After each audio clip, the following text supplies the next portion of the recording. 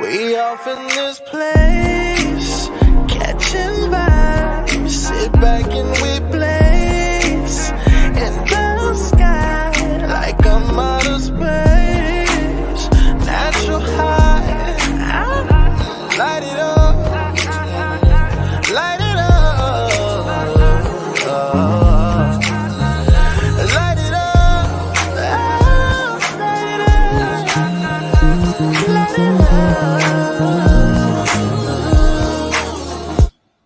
What's going on, Cigar World? What's going on, Cigar Enthusiast? This is Jack, the Cigar Enthusiast, and I'm back with another banger. And today we got another banging guest on the Virtual Smoke Deck Live, man. I am so interested into learning more about this brother, man, and everything that this brother is doing.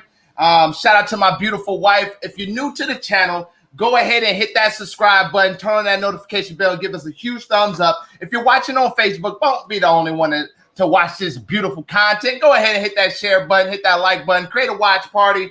I don't know. Go live and talk about it. I don't care what you do. Go ahead and support, man. Today we got a banger going on today, man. This brother is out here just doing it, man. Seriously. Was actually able to get in contact with him via Michael Herlock. Shout out to Michael Herlock and Fergo Tiago. If you haven't heard about the Frigo Tiago, and he gonna get mad because I messed it up. I know I did. It's kind of hard, but it is what it is. He'll understand.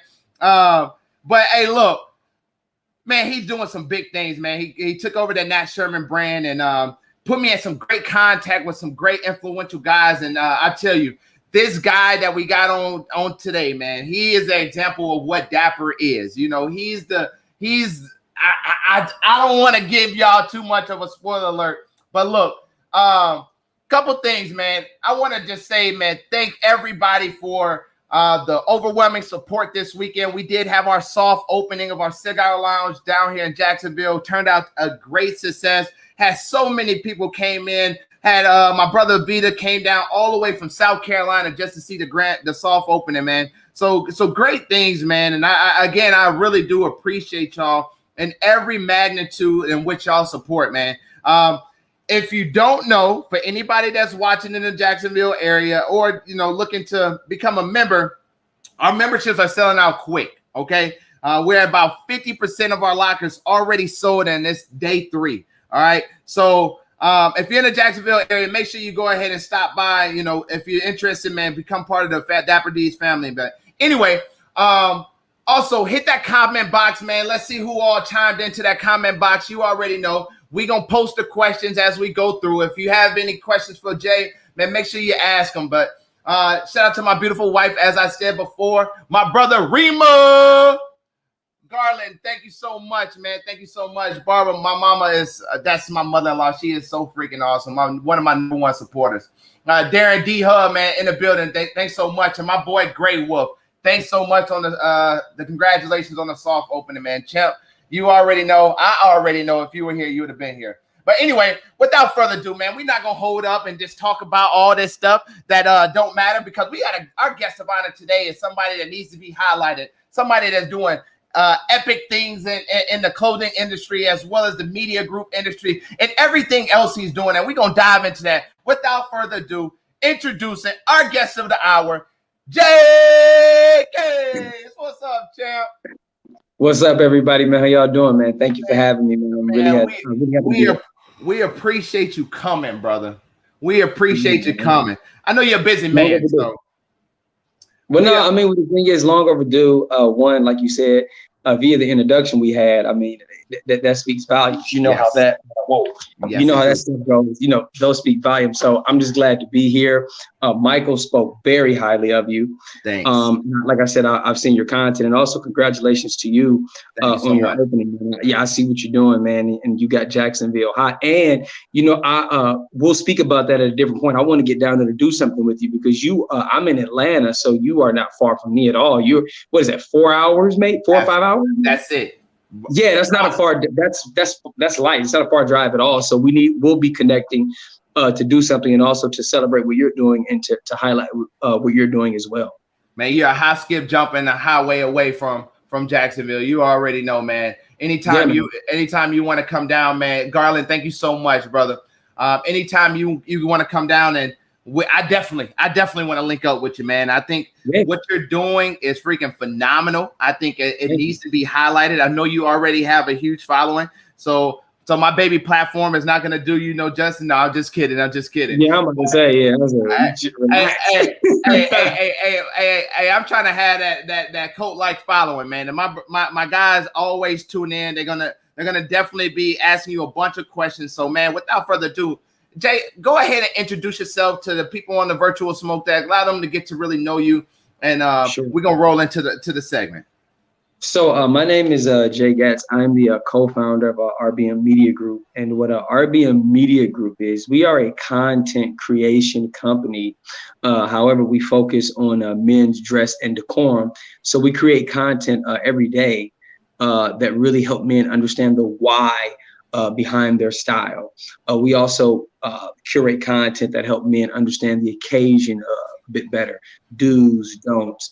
And we're really through this project, really wanting to make the culture a bit more solid in dressing fundamentals and you know, things of that nature. Yes. My personal background is I'm no longer in it because obviously, you know, I'm RBM Media Group. That's a full-time thing for me. Absolutely. But before that, I had maybe like 10, 12 years in the clothing industry. I worked with Ralph Lauren. I did some things independently for a while, but the space just became a little too congested, and I had to find a way to make the people that I was competing with a way to make them allies. And obviously, through a project like what I'm doing now, I've obviously been able to accomplish that and pay homage and highlight brothers and sisters that are doing great things in the community. So for me, it's a godsend, to be honest with you. Hey, seriously. Yeah, man, seriously. You know, you spoke about you know, obviously the virtual smoke deck. So, you know, a lot of our viewers are, you know, cigar industry, but you know, our biggest thing on a virtual smoke deck is not just sit here and just talk about cigars all dang day. That's not what we're interested in. You know, this is cigar and business. And I think, you know, a lot of our platform is really geared towards, you know, highlighting, you know, people that's out there really doing it. You know what I mean? Yeah, of course. You know, understanding your background and clothing. Obviously, you say you work for Ralph Lauren, and you know, how did you get into this, you know, real black menswear type organization? Like, I know you started in the clothing industry, but like, what really got you there? What was the start? What was the stuff that brought you to the table? It's like, this is what I want to do. So the thing is, that's somewhat of a loaded story, but we got time. Okay, so this is really how it started. I specifically wanted to start the RBM Media Group because I didn't really feel, based on the things I've seen in my knowledge base and the things I've studied, I didn't think that the Black community was properly represented as far as what is out there on the internet. Yeah. I think a lot of platforms put black this, black that, and it's more of like a marketing play, more than just being something like a concept. So I saw a lot of programs, a lot of platforms and a lot of different pages on Instagram and some different social media platforms, and I didn't really think they were doing the culture justice. So I decided to create a platform and really inform people about, you know, my journey and how I came up in style and how I learned. You know, I was predominantly mentored by, you know, my own, you know, Black men. Yeah. So just sharing, really just sharing those experiences is what I wanted to do. Now, it helped in Atlanta because, see, in Atlanta, I moved here from Charlotte, and I kind of made a name for myself because I've been here like 10 years, but a lot of people in Atlanta know me because when I moved here, I was wearing suits a lot. But a lot of people thought I was extra until they saw like that was really how I am. Yeah. And they saw that, you know, when people saw like, oh, this dude really does this, it started to, people started to kind of take notice. And then a lot of younger guys, I'm talking like guys in their 20s, they would really get interested in dress because they weren't really used to seeing a younger guy dressed well. So I was able to really get a lot, like if you come to Atlanta, you'll see like the millennial community here is unmatched. you will find some of the best dressed guys in Atlanta, like hands down by far. So that's really kind of how I got into it, the mentorship piece, and now just curating content that I can deliver to you in your home, or you can read it online. Yeah. So how did you know that, the clothing market was really your niche? Like, what was the thing that called you to it? Like, what was the thing that said, this is what I need to do? You know what I mean? Because you stated in that answer that, when you came to Atlanta, people knew who you were and they thought you were extra because you dressed nice, you wore suits. But what was the dynamic change? Because I may be mistaken, but was that something that you grew up doing? Again, like, what was the dynamic shift to that? So the dynamic shift actually happened before, long before I actually acquired a lot of knowledge about men's clothing. I watched a movie entitled Wall Street, based on the Michael Douglas, Charlie Sheen, based on the fictional character Gordon Gekko. Wolf on Wall Street. Not Wolf on Wall Street. Wall, you talking about, I know what you're talking about. I got it. Yeah. I got it. I'm tracking with you now. Yeah, I got you. And I saw the way he was dressed, and I had made up my mind shortly after I saw that movie that that's how I wanted to look all the time. So I did some research trying to find out who the designer was. But that decision was made long before I even got into the industry per se. I knew that's what I wanted to do, something related. But even like I didn't know exactly how to execute it, you know, and that's something I talk to individuals about all the time. I'm just now getting into what I really think I should be doing. So like when people say trust the process, it's a real statement, because I've done a little bit of everything. I've sold clothes.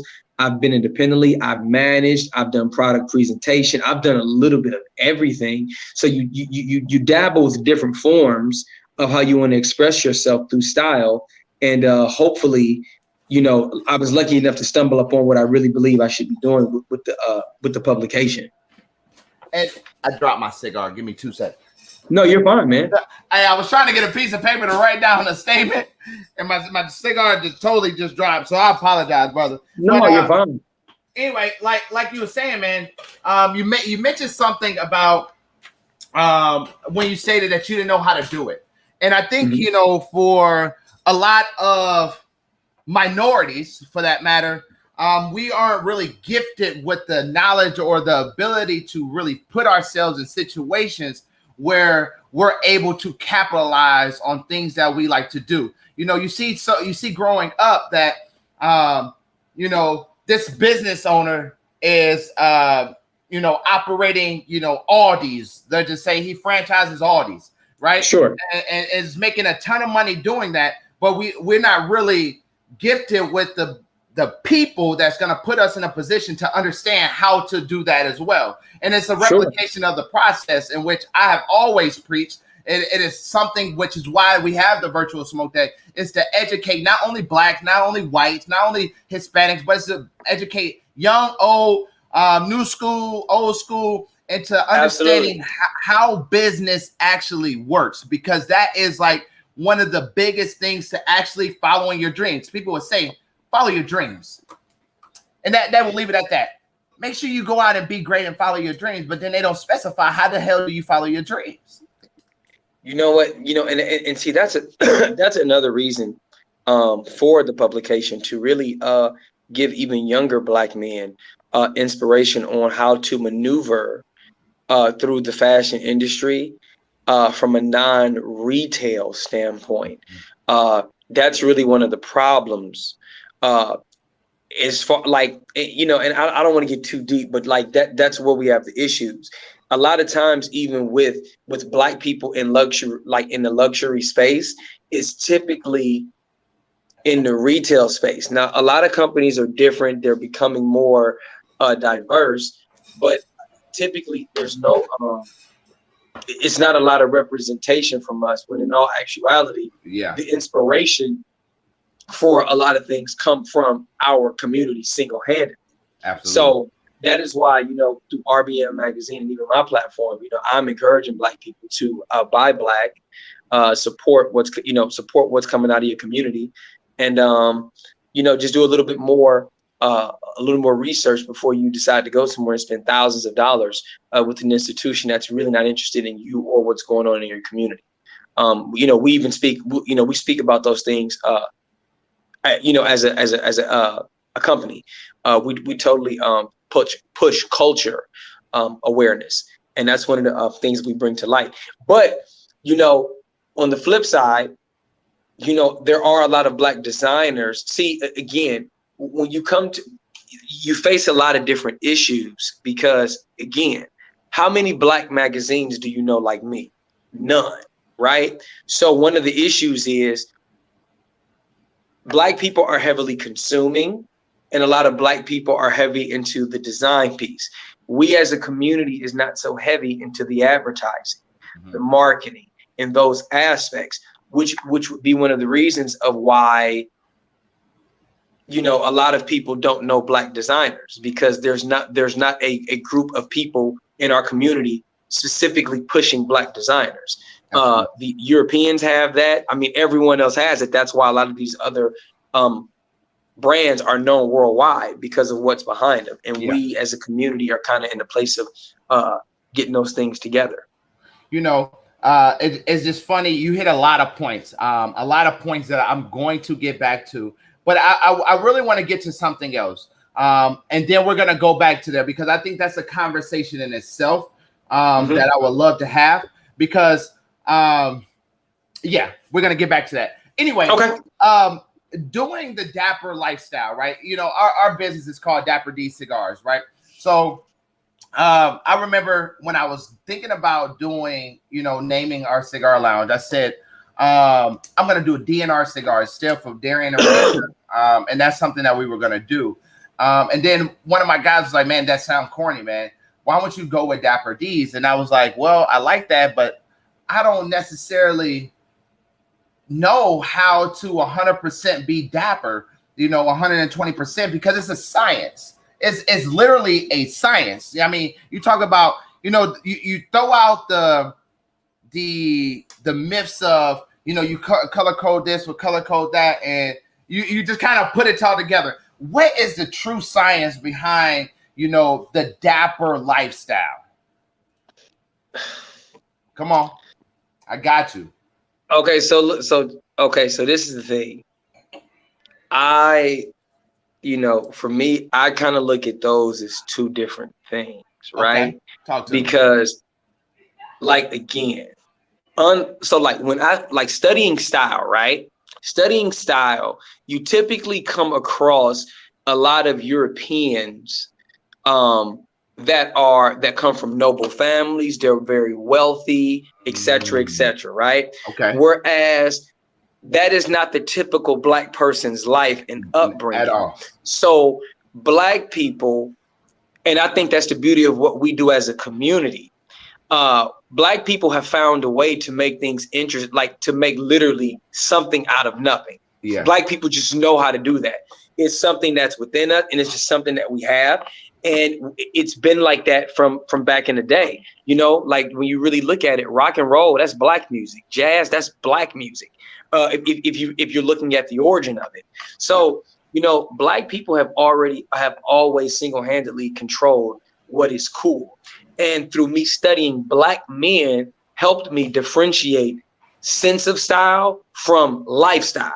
Those are two different things. Come on. Now, if you're going to talk if we're talking about what is the science to a man dressing well, the science to that is one, knowing your body, knowing what looks good on you specifically, understanding your body. That's one of the major parts of looking good, understanding your body, right? If you have, and these are some of the small things that guys don't know.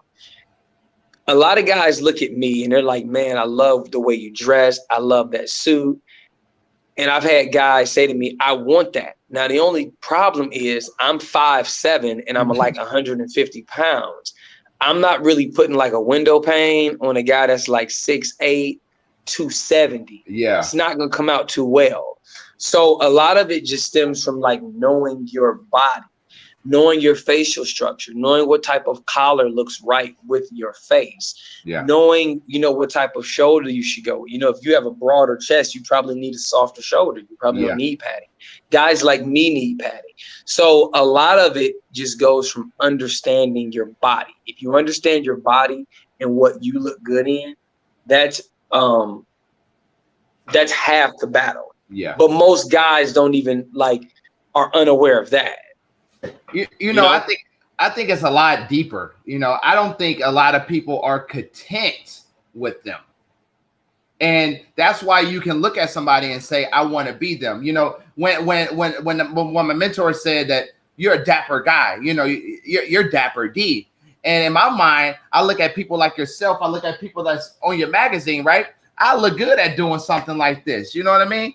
But I know that, you know, I'm 240, I'm 6 foot. So, you know, I understand me, but I also understand that something on somebody that's skinny may look good on them. But when it comes to me and my complexion, my facial structure, I always wanted collars like yours. I always wanted my collars to stay up like that, but it wouldn't even look right. Could I have a broader neck? And it's understanding you and understanding your makeup in a way that really helps you get to a point where you know how to design yourself. I had a brother tell me, no disrespect to him, he said, man, I know where you got that outfit from. And he talking about the one I got on today. He said, I almost bought that. I said, where you was talking about? He said, Express. I said, brother, I didn't get none of this from Express. I actually got these pants from Brooks and Brothers. And it wasn't no disrespect to him. But again, no, of course. I know I can't fit nothing in Express. Something in Express on me is they don't even stock my size in Express. So I can't even begin to go there and shop there. So, hey, you know what? And I'm going to tell you something too. I'm going to connect you with one of my buddies. A good friend of mine, his name is Melvin Jefferson, one of the most stylish guys I know. We came up in the business together, and he lives in Jacksonville, Florida, and he has a beautiful men's boutique. I'm going to connect you with him. I'll connect you with him. I'm going to connect you guys because he's in Jacksonville, and he has a beautiful space. Most definitely. Beautiful. I mean, beautiful clothing. I mean, beautiful resort wear. Eton shirts, velvet loafers. I mean, really luxurious. I mean, basically, like in a nutshell, he has his store looks like Palm Beach, like a store you find in like Palm Beach. Really? You know what I'm saying? Like, yeah, it's like next level, bro. So yeah, I'm gonna connect you with him. But the moral of it, right? For me, I have learned to find what look good on me. So when people look at me and be like, man, damn, you fly today. I say, hey, this is every day. And like you said, a sense of life and life. I mean, a sense of style and lifestyle. What is your definition of the two? So again, some people like Dr. Churchwell, the gentleman that is on our cover. I've always appreciated him because he's always told his style stories through style. It's not really lifestyle. And that man is a cardiologist, and he's been a cardiologist for over 35 years. So I'm almost certain to say he's in a pretty comfortable situation. I'm pretty sure that would be safe to say. Absolutely. But unlike a lot of other guys, I like the fact that Dr. Churchwell does not hide behind anything. With him, no fancy cars, no boats, no nothing, all style. And that is what I believe in emulating. When you incorporate lifestyle into dressing, it's cool, but again, it does take away from the actual dressing ability. You know, when guys put a suit on and go, put themselves in the boat, it's like, yeah, that's a cool shot, but is it the most stylish? Not really. It's more of a lifestyle shot. Yeah. And that's where a lot of men's style is now. People are more so interested in people's lifestyle opposed to their actual sense of style. Whereas at RBM, we single-handedly discuss style, the real stuff. I don't really praise people who have like utility belts type style. Yeah. You have to be within a certain parameter to be stylish. You have to be inside a big house or inside a car or inside a mahogany boat. Yeah. That's crap. If you're stylish, than stand next to a tree like Dr. Churchwell and let's see. And make it look good. Yes, and let's see the finished product. All style. All style. And that's all style. That's how it goes, you know.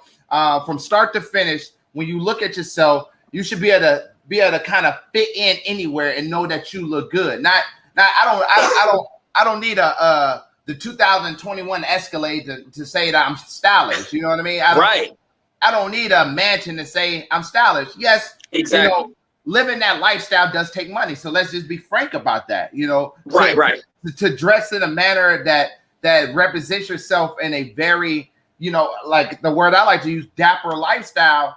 Then it takes some money to invest into your clothes. You know, that is something that if you get a good fabric, then you'll never have to worry about, you know, is it gonna initially fade out and stuff like that. And I tell you this, that's also what we, you know, when I say at RBM Media Group, we teach sophistication in men's dress, because when you have what you need, there's no need to shop. Like there's nothing I really need. So there's no need for me to go shopping because I have what I need. Yeah. Like if you're consistently shopping, you don't have what you need. Yeah.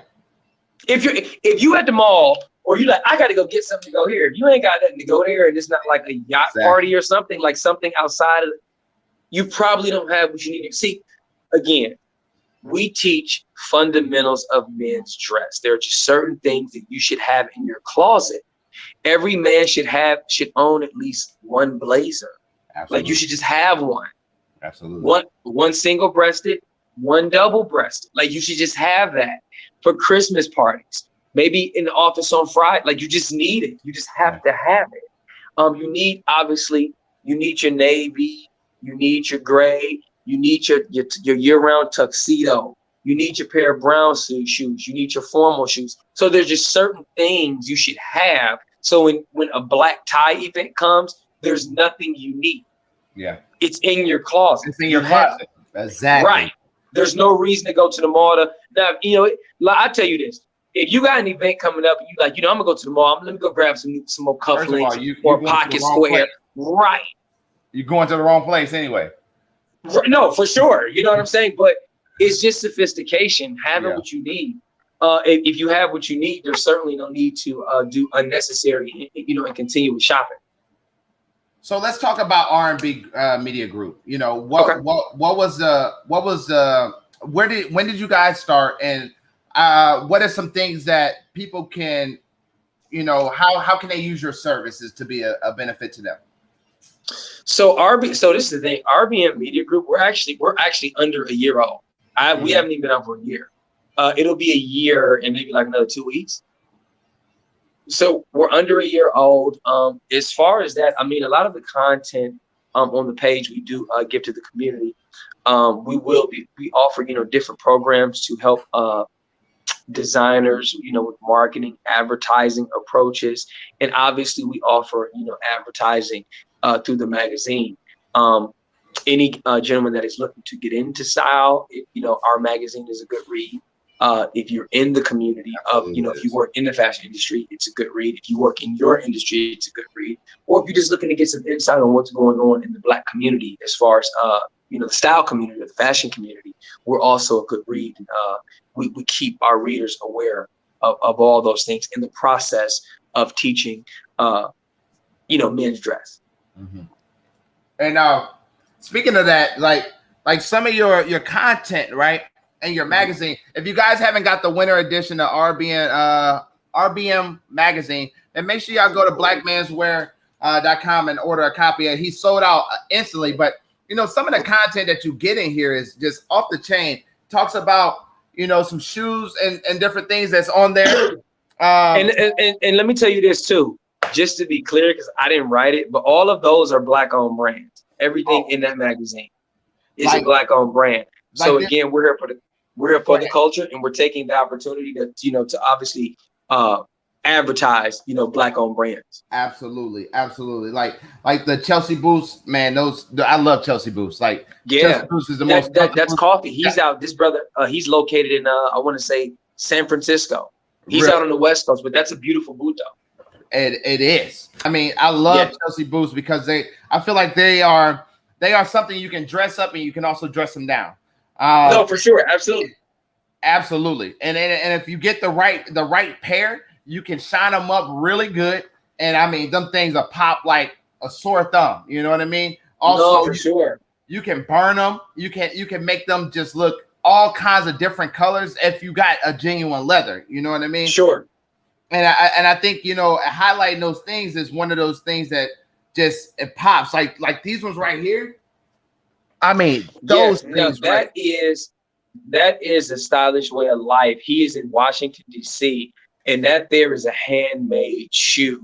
Right. All of his shoes are made to order, so he doesn't even carry stock. You have to place the order with him. But those are some of the most beautiful shoes I've ever seen, and I've seen them all, man.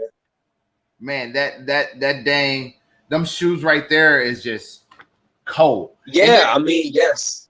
I mean, like, and that's what it is, because a lot of the readers are reaching out and they're very happy because they didn't really know about a lot of these brands. So again, it's a blessing to be able to talk to people about, you know, what's going on in the community and make them aware of good designers that are really making good things, you know, that they probably wouldn't have, you know, been made aware of. So again, man, like, when I tell you I'm blessed, man, like, I really mean it. Absolutely. So how does being in Atlanta really like kind of help? Did it help you get to where you are? Did it seem like it was a more of a you can dive deeper into, you know, the black menswear? Not really. Not really. No, because I consider myself like a purist when it comes to the style piece, like the style piece or my style journey. And you know, even before I started RBM, you know, I was talking to guys all over the world about style, you know, meeting with guys via Zoom, you know, all over the world, literally. So it's being in Atlanta, I mean, does it help? Yes, but like not really, because like there's not really anything in the magazine that is from Atlanta.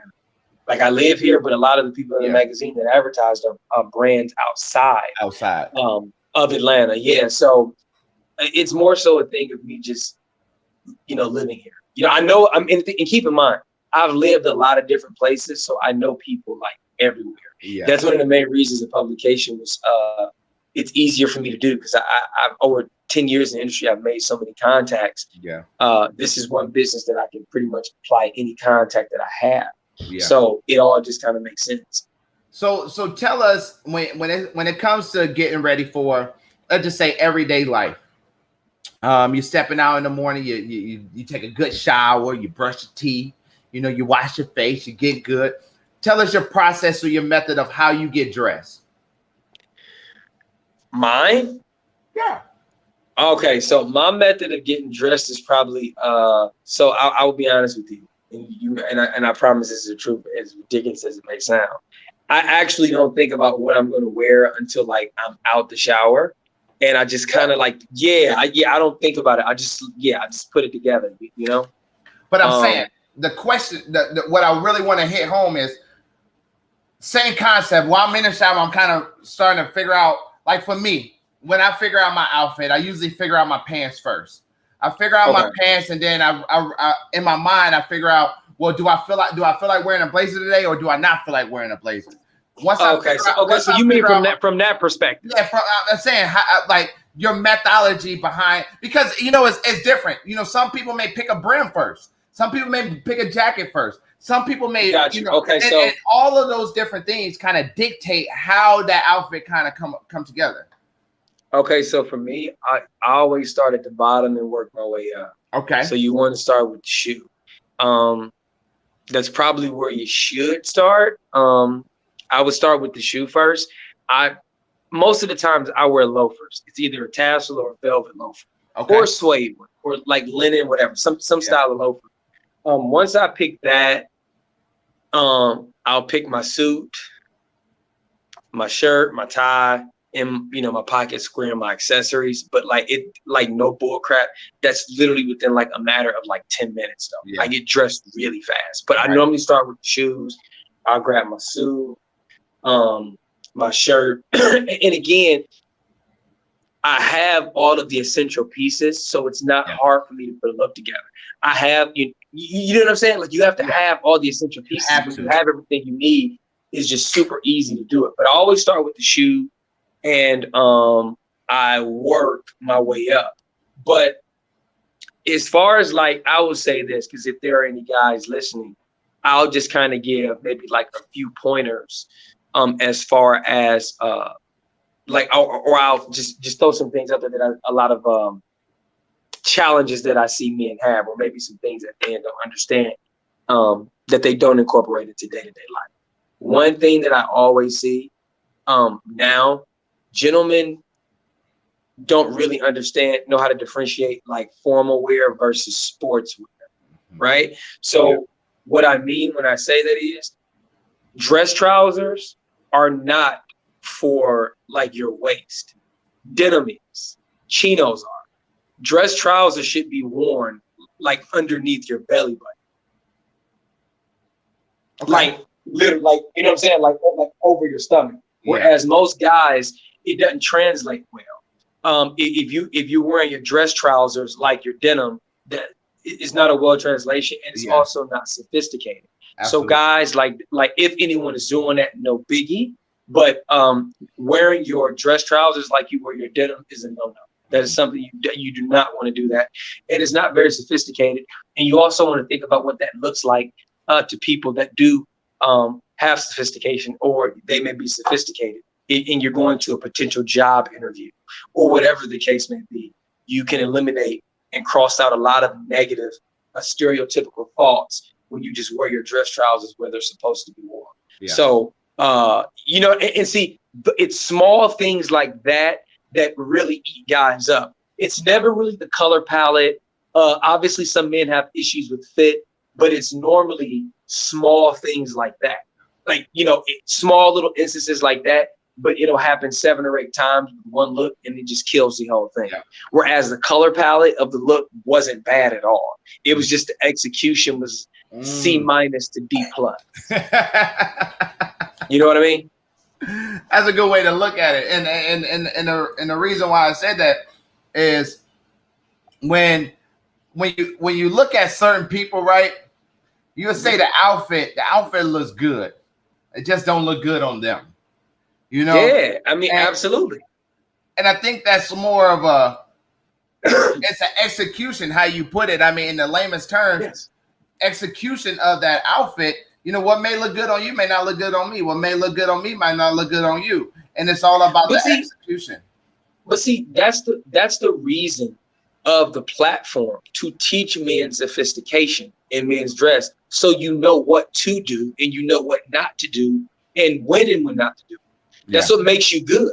That's what makes you sophisticated. Obviously, making the right decisions at the right time. Yeah, absolutely. That's what we're trying to teach guys. You know, we're getting guys away from wearing like black trousers and black suits to black tie events. Just go get the tux. Yeah. Just get a tuxedo. Yeah. You know, like just get the tuxedo. Like there's nothing sexy, let alone sophisticated, about a black suit with belt loops at an evening event.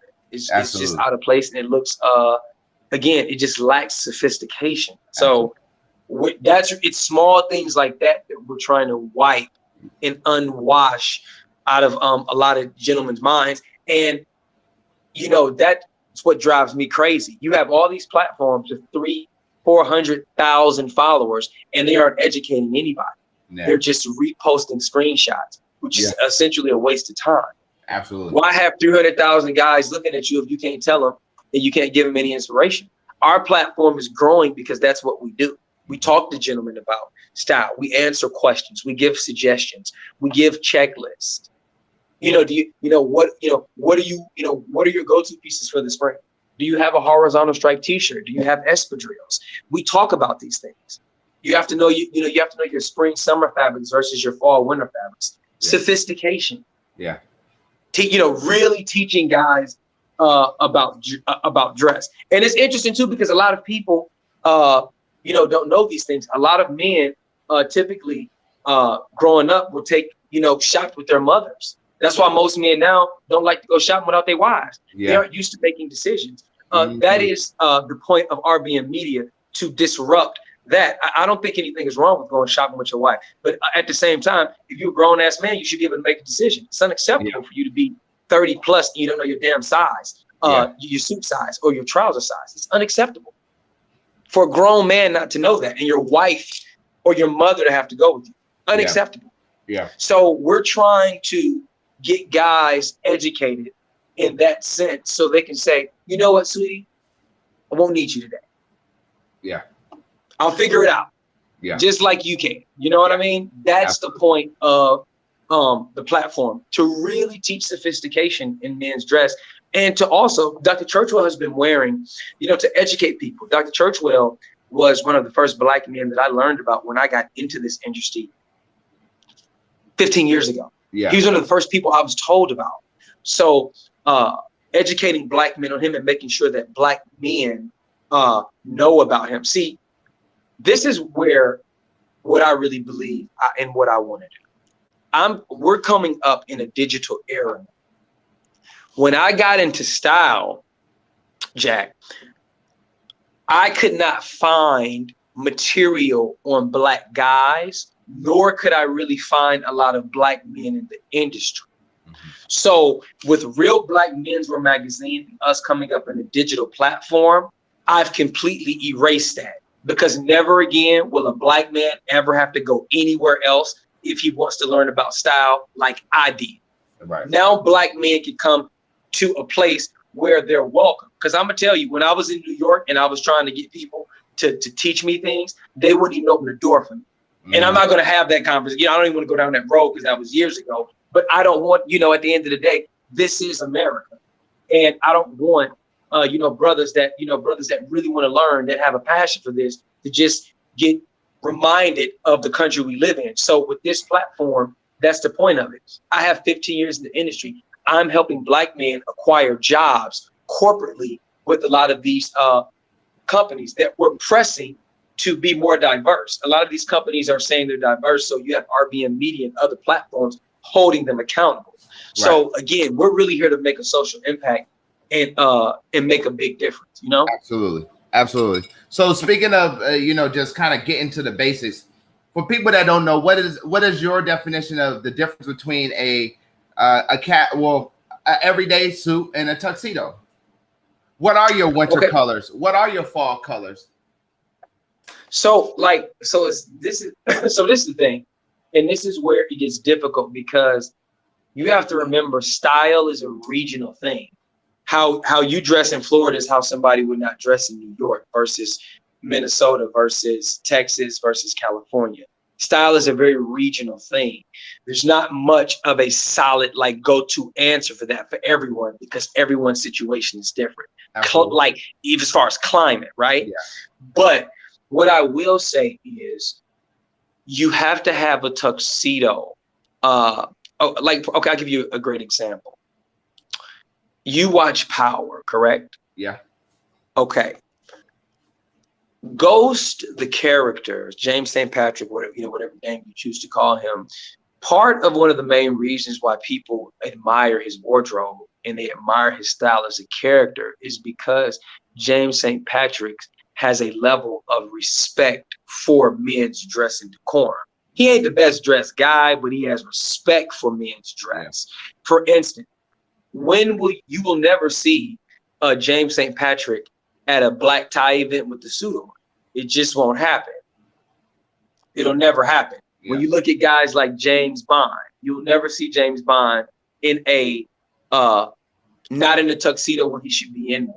So obviously, when you make those sophisticated decisions, it makes people look at you and view you in a completely different manner. Yeah. So for multiple reasons, it's it makes a lot of sense for you to own these different things, because what are you saying about yourself when you go to a black tie event? You are a brother or sister who has the income to afford a tuxedo, and you just don't buy it. Yeah. Right. Like at a certain point, you know what I mean? You don't want to be the guy just going against the grain. Buy a tuxedo. be a sophisticated dresser. Have the clothing for the events. Know the difference between daytime dressing versus evening dressing. All those small things. You just have to know them. But it's hard to say a blueprint. I would just recommend, like, if every guy at least has 2 white shirts, 1 French cuff, 1 barrel cuff, like a button cuff shirt, 2 whites, 2 blues, a gray, like a charcoal gray, a mid or dark charcoal gray, and like a navy suit with, some regimental striped ties, some foulard, some interesting ties. You could play around a little bit with a nice shoe. You can kind of mix around with that a little bit. But if as you start adding to your wardrobe, that's what you want to do. See, I was smart. I got the basics out of the way first. I got, my tux, my navy, my gray. Boom, that pretty much covers me. Then I start moving to pinstripes. I got my navy, then I got my black. Then I moved to double-breasted. I got my double-breasted. You know what I'm saying? So it's really just adding on, but thinking when you purchase. And that's something that a lot of guys do too. One mistake that a lot of guys make when they purchase, they think ensemble or outfit to outfit. Yeah.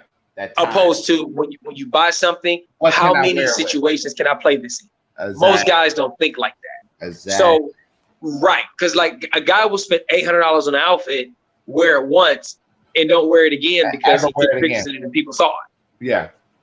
But it's all about how you can dress it up. I mean, a lot of people don't really see that you can wear the same suit 5 days in a row, but it can look like a completely different outfit every single day by simply changing out your cuffs, changing out your shirt, changing out your belt, changing out your shoes. You wore the same exact suit for 5 days straight.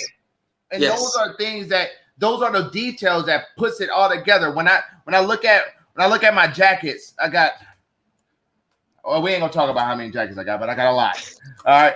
I look at my jackets and I'm like I said, I always pick my pants first because not all the time I wear the same pants. I may have a black suit and I may use the black pants that came with that suit and put it together with another shirt that I really like that will go great with it and change up the whole jacket and rock some shoes. Whether I got socks that matches my accessories or I have no socks that day. But that's the part to kind of dumb it down right there. A lot of people's minds just got like, what the hell are they talking about? Because when you get into this clothing thing, it's a science. It's really a science. And to a point where you're trying to figure out what goes what with what, because you don't have to match your tie to your shirt. You can, you don't have to match your tie to your socks. You can have. Well, you know what it is. So this is the thing, and like again, this is where a lot of guys, or at least in my opinion, as far as dress, where there are a lot of disconnects and why men face challenges. Men want to, it's kind of like, what our mothers told us. You have to take baby steps. Mm-hmm. If you can't wear a black suit, a solid black suit or a solid navy suit with a white shirt and a solid navy or black tie, then if you can't do that, you have to learn how to do that first. That's the problem. People have not learned how to wear something correct in the correct proportions. Like, people haven't learned it. So you have people who don't even understand the proportions that they should be wearing. But aside, completely being oblivious to that, they're trying interesting color combinations. And it's just like all wrong. Yeah. But again, you can, like, for instance, you can always look like you saw in the magazine, our friend Guibo, he's a style icon. He lives in France. He said shoes speak louder than words. And it's one of those things, man, like that, like that's one of the most real statements I've ever heard. It speaks volumes because I meet people all the time, and a lot of people know about the magazine. So when I meet people for some odd reason feel they have to prove themselves to me. And I'm just like, you know what I'm saying? Like, at the end of the day, I'm like, bro, look, I'm out. I'm with my girl. Like, I'm really not even trying to like talk about clothes right now. You know what I'm saying? But so anyway, I just try and encourage guys to really learn the basic fundamentals first. You know, like you have to learn the fundamentals first. If you learn the fundamentals, that's what makes you solid. A lot of guys don't know the fundamentals of men's dress. And like I said, with the magazine, we're really feeling that in. You know, we're really gonna teach guys about a lot of these different things. And like I said, give some history as well and educate guys on different types of make. The difference between made to measure clothing, custom clothing, and bespoke clothing. Really educating the community. So you know, years from now, it will be a normality in our community to learn men's dress and decorum. We have brothers. I was so happy. I have sisters that reached out and emailed us, and we had a lot of single mothers by the magazine for their sons, for the purposes of you know the positive imagery and also the self-esteem. You know, I think young black men need to see black men dressed well. Young black men that are tailors, black designers. They need to understand that people in our community do this. That is the reason why people are standing in line at Gucci, because a lot of times we didn't have someone telling us what our community was doing. That's where a lot of the disconnect comes from. I mean, when you think about it, think about how much press designers have gotten from hip hop music. Yeah. And I think now a lot of the rappers are really aware of that now, and they've really toned that down over the past couple of years. They've really stopped that because they're aware. and you know, you got to give a shout out to a lot of the celebrities, because I'll be honest with you, a lot of the celebrities are doing a much better job at buying black than the come on. Yeah, a lot of the celebrities do a much better job at buying black than a lot of us are. I mean, I'm serious, man. I mean, when you look at, you know, Jay-Z, I mean, I'm talking top notch. When you factor in designers like Rich Fresh, I mean, you got it's a lot of black designers. Like, so I live in Atlanta, right? Mm-hmm. I got a brother named, between three of my friends, a guy named Antar LeVar, Rich Fresh, Hideaki Bespoke. That's probably 70% of Black Hollywood shopping with all these guys. Because between those three designers, I just named every celebrity from Rick Ross all the way to John Legend. Between those three guys, and I'm talking people like Randy Moss, Reggie Miller, all sorts of people in there, all buying black product. So not only am I happy about it, I want to talk about it in the magazine so people know not only are these brothers designing, actually they're making a lot of money because the elite black community is the one patronizing it. While y'all busy at Gucci and Louis, Dwayne Wade is buying branded bespoke wear. Another brother from New York who we advertised in the magazine. Yeah. So, I mean, to be honest with you, even a few NBA players patronize the page because of the style content. So a lot of these, the information is definitely sticking. It's definitely sticking. People are learning. They're coming back. And like I said, I can't say it enough, but that's really the goal. Sophistication in men's dress. Men knowing when and when not to do things and making those decisions at the right time.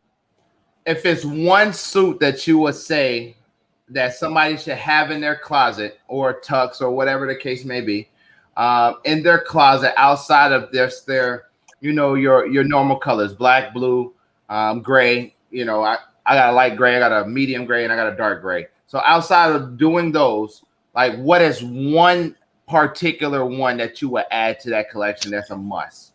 I believe now one good suit to have if you have knocked out the see, man, this is interesting because it depends on the guy we're talking about. Okay, so let's say, so for me, I'm 34, right? Okay, so let's say for the millennial guy, let's say you have the you know, the staples, your tux, your blue, your gray.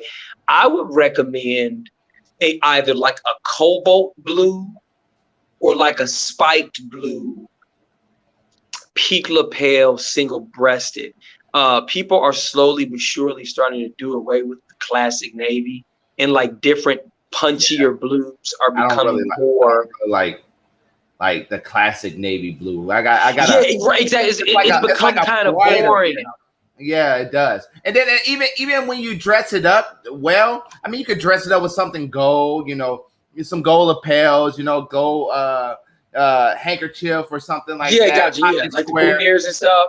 Yeah, you could do that, but I mean, it gets really blah, you know, like that's how it is to me. I got one that's like a it's not a navy blue, but it's more like if you go by the Sherman-Williams color codes, it's like a salty dog, right?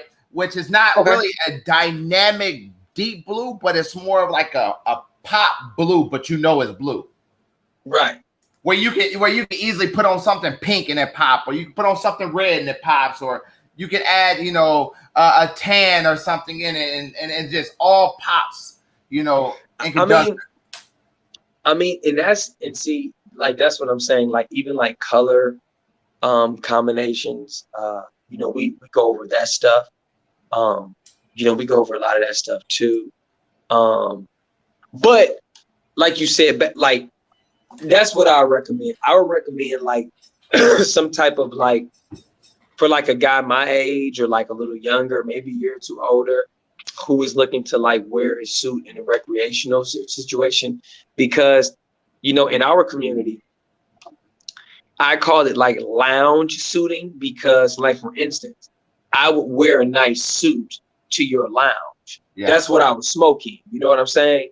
So like I said, it just depends. But yeah, like a cobalt blue or like any form of like a blue that has a little more punch to it or a little more volume to it, I think would be like really good in like a year-round fabric. So like some form of blue that punches a little bit more.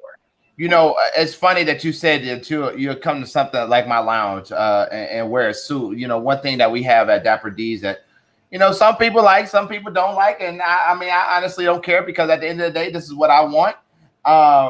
You know, we have a dress code, you know. Of course. I don't want you to come in here in your brand new Adidas outfit that you bought yesterday, you know, or you know, your t-shirt and your sweatpants with your loafer, you know.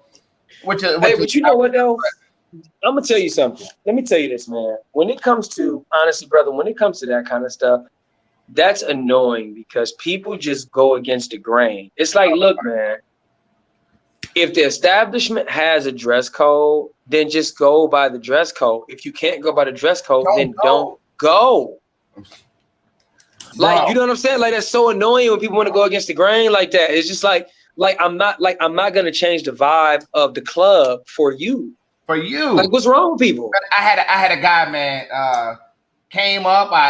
He was like, "When do you guys open?" I said, "We open at 12, but I do want to let you know that we do have a dress code that is fully enforced on Friday and Saturday, and then anytime after 5, Sunday through Thursday." So for me, I understand the working person, right?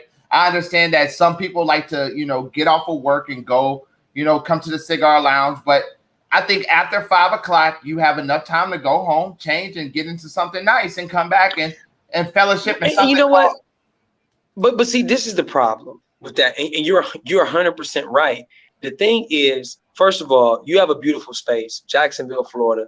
You have created something for our community that is elegant. You know, something that you know, people will be able to go to, network, fellowship, beautiful conversations, networking, you know, all the above. If you come into those type of settings, you need to come correct. And more importantly, I'm glad that you are very aggressive with that, because the downside of that is, if you start allowing that foolishness in your establishment, you will deter people that you want.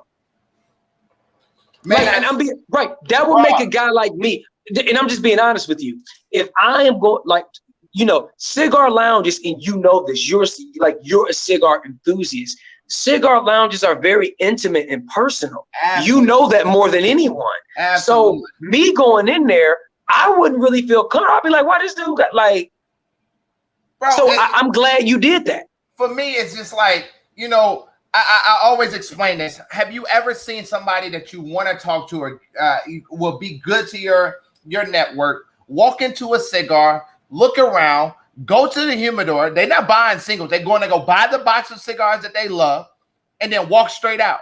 And I explain this to the people that don't understand it. I explain that the reason why they do this is because the environment is not conducive for them to feel comfortable in or grow in. And if you're not in an environment that you can grow in, and you have no business there. And I think that's one thing about Jacksonville. It's like, you know, it got the beach. You know, people love the beach and all that and flip-flops and all that shit.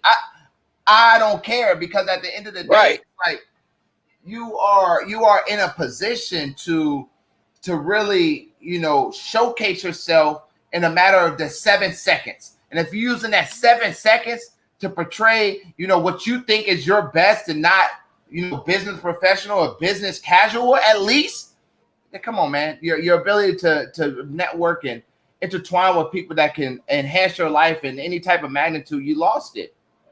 I mean, but see, the thing, but this is what I'm saying.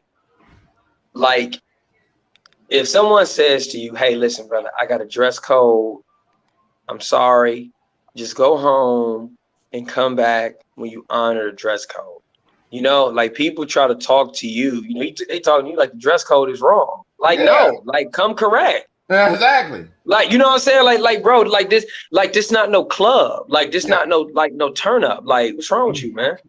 Like, nah, bro. And that's what I'm saying. Like, at the end of the day, like, I appreciate what you're doing, because, again, like, you have a real, like, your approach to this is authentic. And again, you are showing people how to really do it. That's how I know you're showing people how to do it, because when people come incorrect, and people need that, man. People need those critical thinking exercises that you gave him. People need that. People need to understand, like, nah, I'm not really above that. You know what I'm saying? Like, people have to understand these things. You have to follow rules. Absolutely. You have to. Absolutely. It's and we all learn rules. Well, Jay, man, yeah, man. As we wrap this up, man, we on the Virtual Smoke That we do one gem that we want to, you know, hit home the hardest. It doesn't have to be about business. It could be about anything that you feel that comes to your heart. What is one gem that you would like to give to the people? Just always believe in yourself, and when you know you ultimately know what you're supposed to be doing. Like, when you get that, like, for me, like, when I thought to do the magazine, I knew that was it. Yeah, I knew it. Like, I was so confident in it, I didn't even think about it. I was like, I'm doing it. There wasn't even a process. I was like, I thought about it, and I literally started the process like the next day. So being aggressive, obviously being aggressive is one. Be aggressive, be assertive, pay attention, and also something very important that we just discussed 2 minutes ago, do not go against the grain. You know, don't fight change. Listen to the market. Don't fight the market. Listen to what the market's telling you. The market's telling you, take them damn Adidas off, then take the shit off. Yeah, absolutely, bro. Well, we definitely appreciate you, man. You know, taking the time out to just educate us on, you know, fashion, as well as, you know, everything that you're doing with the Black menswear. Man, that's amazing, bro. The media group. What this is the thing too. I want to let's talk tomorrow, because I would like to. Let's talk tomorrow. I don't even want to say it live. Let's talk on the phone tomorrow, because actually, with your grand opening, let's talk tomorrow on the phone, because I think we'll probably need to do something like as soon as possible. Let's talk. Let's talk. So I sent you my number. It's on Instagram. So go ahead and reach out. Let's do it anytime. Anytime I'm available. You know, sometimes the lounge gets crazy. So what time do you normally get there? Like around afternoon? What time do you normally? I get here at 11 every day. Okay. So, okay, I'll call you in the morning then. Easy day. Let's do it. Yeah, I'll call you in the morning. I get up super early. All right, brother. Hey, well, okay, listen, man. Thank you so much for having me, man. Congratulations to you again. And then, like I said, I'm going to go talk to my girl, and we're going to talk about that, because I need to, things, the CV19 is trending down now. Things are getting a little lighter to kind of move around. Yeah. And you're only a few hours out. So I'm going to see what we can do to try and get down and see you maybe next month or so. Absolutely. Come on, let's do it. Let's talk. Let's get it done, man. Absolutely. All right, Jay, man. Thank you so much for being our guest of honor on the Smoke Deck, man. We'll see you soon. Love to you, man. Thank you so much. Bye-bye. All right, man. See, and that's what it's all about, man. On the virtual Smoke Deck, we're all about highlighting, there's people that's out here doing it, whether you're black, white, purple, pink, green. It does not matter what it is that you're doing, man. We're here to highlight that and here to put you on a platform, man. Networking is key to everything that you do. And if you cannot just take yourself out of your normal day-to-day and put yourself into a different type of atmosphere, you will never change, man. With that being said, if you're in the Jacksonville area, come and visit Dapper D's Cigars. Come and visit Dapper D's. If you're not in the Jacksonville area and looking for cigar needs, man, come and visit us at DapperDCigars.com. Also, go follow us on the virtual Smoke Deck.